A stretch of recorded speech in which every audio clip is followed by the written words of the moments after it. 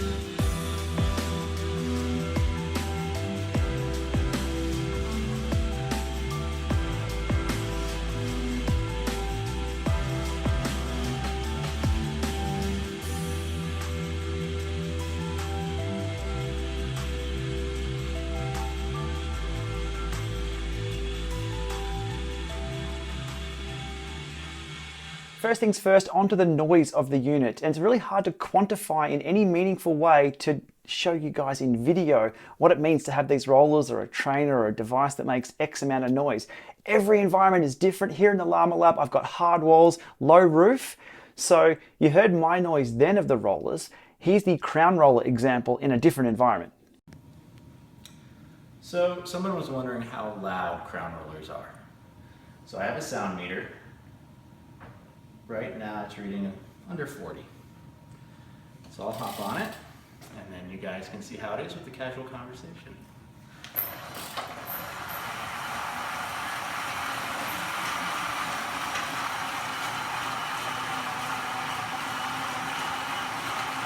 So I can't see it, but you can. They're pretty quiet. And they're pretty stable. Thanks. So there's just so many factors involved in, is this noisy or not? It's really hard to quantify that. I'd go with not so much noisy. It's not so much silent, it's not so much loud, and it's not so much going to wake up people in the next room. So it does have a whir to it because there's things spinning around at the higher RPM, the bigger the noise is with the chain wheel moving, the jockey wheels changing and you slamming through gear. So there is noise to it. It's not silent, but it's also not obnoxious, which I think is probably the biggest tick. Now onto the ride feel. Now I've ridden almost everything out there, from smart trainers, from dumb trainers, from wheel on, from wheel off, to the RevBox. Yeah, look that one up. The Tacx Magnum, and also I've ridden outside. Who would have thought? The feel of this is very standard to that of rollers for the inertia. So you click through the gears, and the higher gear you're in, the more resistance it gives you. So it's the weighted drums that give you quite a lot of resistance, as we saw there in the Lama Lab test. However, it's the stability that comes into its own with these rollers, because as you saw then, the first couple of turns of the pedal, I could let go of the handlebars and the wheel kept relatively straight, well, a lot straighter than on standard rollers. So standard ride feel of a set of rollers, but a lot more stable. So it's those no-handed ride tests that I think really show this unit is very stable when you're riding along at speed. At lower speeds, it can be a little unstable, but once you're up to probably 20 kilometers an hour or more, your bike locks into place and you're not going to fall off these things. So that's the unique value prop for these crown rollers and that weird shape.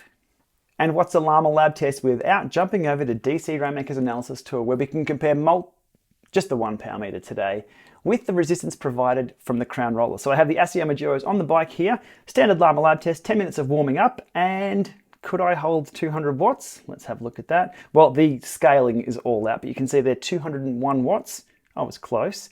And over to this section here, 250 watts. This was me choosing the watts, 251 watts. So I overshot there by 1 watt. Into the sprint, not much of a sprint can be happening on these rollers. You just cannot unleash a megawatt, mega beast sprint. Not going to happen. You'll fall off these or any rollers if you are unleashing max power. So seated effort there up to around 623, and then into my overs and unders. Now, this was a bit of fun in the overs and unders because this is a dumb trainer technically, or a non-smart trainer. I had to control the resistance. So you can see there, it hits the mark pretty well, except for the last one in 450 watts. So I could only spin up to 400 watts because I missed the end gear. So you've got to have your gears really tuned. This was like driving a manual car versus an auto car.